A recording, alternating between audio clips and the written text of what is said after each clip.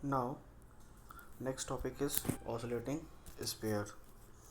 Oscillating sphere differential geometry का topic है. Curves in space में बारे में बात कर रहे हैं इसमें. जैसे मान ले कोई एक कर्व है, ठीक.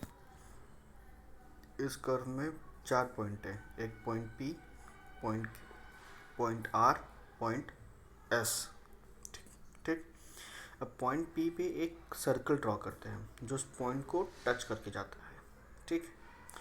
और हम ये देखते हैं इसमें कि जो बाकी 3 पॉइंट बचे हैं, Q, R, S पॉइंट बचे हैं, ठीक है. अगर वो रिड्यूस होकर के P पे आए, Q वाला P पे आ जाए, R वाला P पे आ जाए, S वाला P पे आ जाए, तब क्या होगा? तो मतलब हमने लास्ट टाइम पे डिस्कस किया था इस पे कि कितने क्वांटिट्स हो जाएंगे. एक पॉइंट्स इस सर्कल पे, कर्व के स्पेयर पे. तो इसको क्या बोलते हैं, जब पॉइंट सारे रिड्यूस हो जाएंगे तो 1 2 3 4 कितने पूरे पॉइंट ऑफ कांटेक्ट है टोटल? 4 पॉइंट ऑफ कांटेक्ट है. और कितने डेरिवेटिव्स बनेंगे इसके? 3 डेरिवेटिव्स बनेंगे, जिसका वैल्यू क्या होगी? 0 के बराबर होगी. ऑर्डर कितना होगा इसका? 3. कितने पॉइंट ऑफ कांटेक्ट हुए इसके? 4. करते हैं P, Q, R, S. 3 point reduce करके किसमें आ रहे? टेंस किसके आसपास कर रहे हैं? P के बराबर करेंगे तो हम दूसरा सर्कल मान सकते हैं. पॉइंट एक पॉइंट कर्व दिया हुआ है पॉइंट P पे, एक स्पेयर बनाया है, ठीक, पॉइंट P पे. अब टोटल पॉइंट कितने हो गए? 4 पॉइंट कांटेक्ट हो गए हैं, ठीक है. और जो स्पेयर है इसको बोलते हैं ऑसिकुलेटिंग स्पेयर, ठीक. The sphere which has 4 point contact at any point P पे सारे पॉइंट कांटेक्ट होंगे, 4 पॉइंट कांटेक्ट होंगे P पॉइंट पे on a curve is called osculating sphere. Oscillating नहीं होता है, ऑस्कुलेटिंग बोलते हैं इसको. मान लेते हैं let P, Q, R and S are 4 point contact on a curve. 4 point contact हुए कर्व में, जिसमें Q, R, S किस पे टेंड कर रहे हैं? P की तरफ कर रहे हैं, ठीक है. मान लेते हैं कि कोई पॉइंट P है, P का पोजीशन वेक्टर R हुआ, R डैश नीचे से रखते हैं हम लोग यहाँ पे, और R इक्वल्स टू RS कोई एक कर्व का सरफेस है, ठीक है. और इससे स्पेयर बनाते हैं, जिससे स्पेयर बनाएंगे हम लोग. और स्पेयर में क्या होगा? इसका सेंटर मान लें C पोजीशन वेक्टर, और इसके बीच में जो पोजीशन डिस्टेंस पड़ेगा सेंटर से P तक, वो कैपिटल R से नोट कर लेते हैं. तो हम मान लेते हैं कि लेट कर्व भी R इक्वल्स टू RS हो जाता है. और C डैश क्या हो जाता है? C बार क्या हो जाता है? पोजीशन वेक्टर ऑफ सेंटर्स को कंसिडर कर लेते हैं. और R डैश क्या हो जाता है? Position vector of any point P point पे कोई भी पोजीशन वेक्टर हो जाता है, उसको हम कंसिडर कर लेते हैं.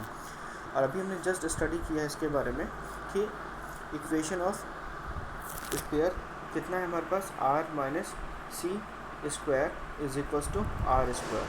क्योंकि ये वेक्टर है, वेक्टर में पॉजिटिव है नेगेटिव है, किस डायरेक्शन में कुछ कंफर्म नहीं कर सकते हैं, इस वजह से हम इसको क्या बोलते हैं. और इसमें बोला 3 पॉइंट कॉन्टैक्ट, मतलब ये क्या है कि 4 पॉइंट कॉन्टैक्ट बोला हुआ, मतलब कि थ्री ऑर्डर तक ये इसकी वैल्यू क्या होगी? 0. तो उसको हमें पहले इक्वेशन बनाना पड़ेगा, और इक्वेशन इस तरह से बनाना है जिससे हमारी वेक्टर है तो वेक्टर में नेगेटिव टर्म्स ना आए, जिससे डिफ्रेंशिएट करने में आसानी होगी हमें. तो इक्वेशन ऑफ स्पेयर मर्ज करने के बाद हमको ये मिलता है R minus C square is equals to radius. क्यों? जो इसमें सर्कल दिया हुआ है, सर्कल R है, इसका सेंटर C, R माइनस सी इसका पोजीशन वेक्टर, और टोटल डिस्टेंस कितना है इसमें? R है. तो इसको हमने ये लिया हुआ है R minus C, R bar minus C bar हो square is equals to capital R square. इसको एक इक्वेशन नंबर 1 मान लेते हैं. अब इसको एक अंदर ले लेते हैं, इसमें R square, capital R square को अंदर ले लिया. अभी पूरे फंक्शन को डिनोट करते हैं. फाई किसका फंक्शन होता है? पूरा S का फंक्शन थे, या S का फंक्शन मान लीजिए, याद रखिएगा, कहते हैं R इक्वल्स टू RS एक कर्व है, ठीक है.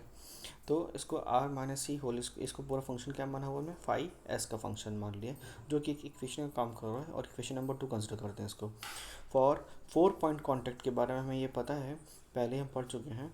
Phi dash S is equal to 0, phi double dash S equal to 0, phi triple dash S equal to 0. 3 order के डेरिवेटिव्स की वैल्यू की एस पॉइंट पे क्या हो जाएगी? 0 हो जाएगी. तो पहला इक्वेशन हो गया, दूसरा इक्वेशन हो गया. अब आगे बात करते हैं इक्वेशन नंबर 2 की बात करते हैं डिफ्रेंशिएट करने की, ठीक है. जब इसको डिफ्रेंशिएट करेंगे 2 times R minus C dot R dash is equal to 0 हो जाएगा. और R minus C dot R dash की वैल्यू हमने क्या नोट की थी? T यूनिट वेक्टर होता है. इसको रख देंगे यहाँ पे, इक्वेशन नंबर 3 बना देंगे.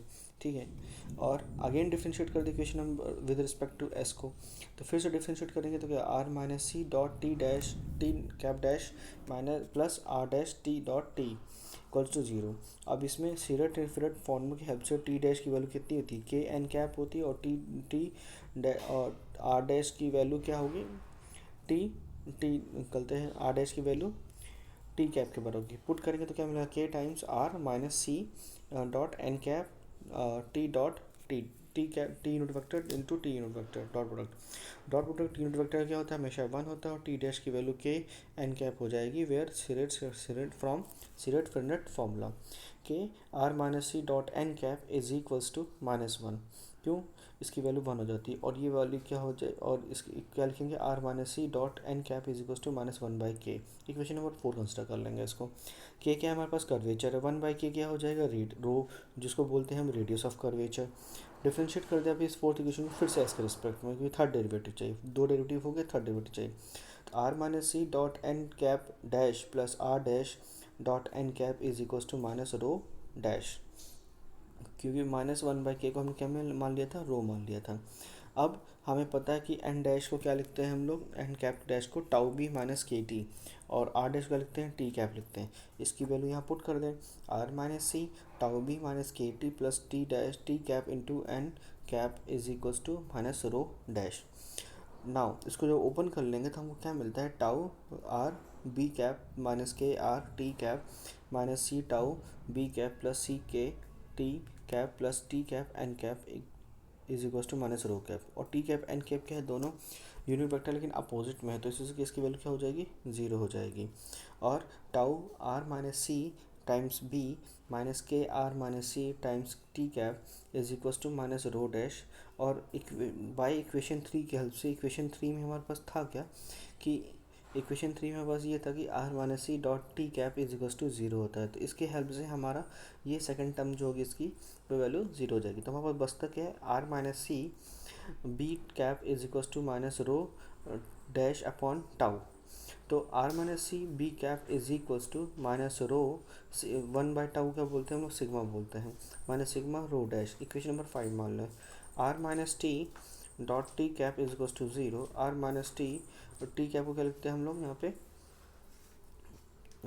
N cap N N unit vector N is equals to minus rho, ठीक, is equals to minus rho. तो क्या लिखेंगे इसमें फिर, R minus C dot B cap is equals to minus sigma rho dash. अगर B की terms में लिखते हैं तो उसको क्या लिखेंगे, सिग्मा रो डैश के फॉर्म में लिखेंगे, ठीक है। तो क्या मिलेगा, R minus C is equals to vector form में अगर जनरेट कर दें इसको, R minus C is equals to zero, open करने को R minus zero I minus rho N cap minus sigma rho dash B dash, R minus C is equals to minus rho N cap minus sigma rho dash B cap. इसमें से सी बाहर निकाला तो क्या मिल जाता है हमको, तो C is equals to R plus rho N cap, क्योंकि दोनों साइन नेगेटिव है वो पॉजिटिव हो जाएंगे, एक दूसरे का अपोजिट कर देंगे इसको।